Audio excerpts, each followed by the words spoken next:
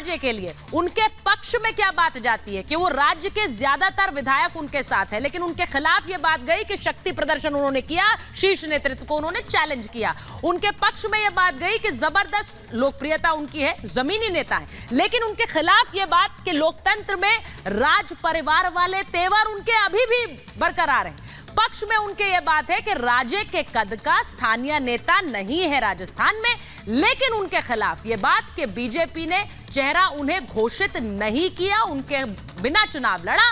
उनके पक्ष में यह बात कि 2 बार प्रदेश की कमान उन्होंने संभाली है, लेकिन उनके खिलाफ यह बात कि आला कमान को साधकर वो नहीं चलती हैं।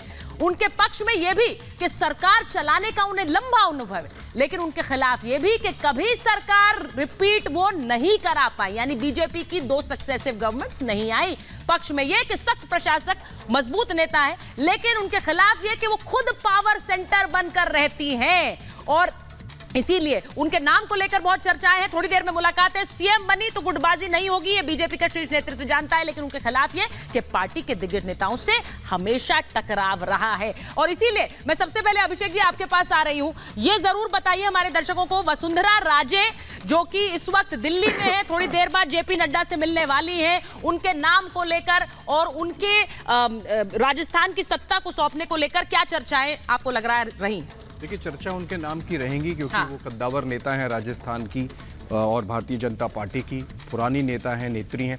पर एक बात समझिए, बीजेपी का एक पूरा आप मोदी शाह के जो कार्यकाल रहा है, समय रहा है दिल्ली में, उसका एक पैटर्न देखिए। तो हरियाणा में मनोहर लाल खट्टर हैं, जाट नहीं है फिर भी वो बने। महाराष्ट्र में सोचते थे नितिन गडकरी बड़े नेता हैं, पर देवेंद्र फडणवीस आ गए। हमने देखा किस तरह से उत्तर प्रदेश में और योगी आदित्यनाथ, उत्तराखंड में पुष्कर सिंह धामी। तो नए चेहरों के साथ एक ट्रांजिशन जो बीजेपी ने एक शुरू किया है, नई लीडरशिप का, नेक्स्ट जनरेशन का, मैं समझता हूँ ये एक ऐसा मौका है। सिर्फ राजस्थान में नहीं सुचरिता, मध्य प्रदेश और छत्तीसगढ़ में भी एक आप देख सकते हैं, जैसे वो पुराना एक सूर्य बल्ब का ऐड आता था, सारे घर के बदल डालेंगे।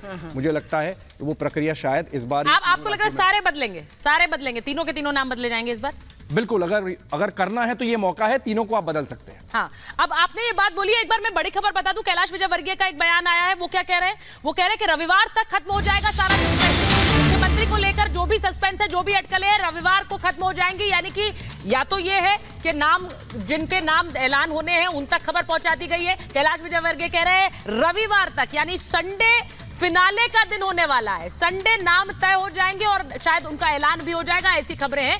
लेकिन सबसे बड़ी बात यह है कि नरेंद्र मोदी के मन में इस वक्त क्या चल रहा है। वो मिशन 65 देख रहे हैं अभिषेक जी, यानी कि 65 जो लोकसभा सीटों इन 3 राज्यों से आती हैं उनको कौन विजयी बना सकता है, या वो ये देख रहे हैं कि कौन मोदी की गारंटी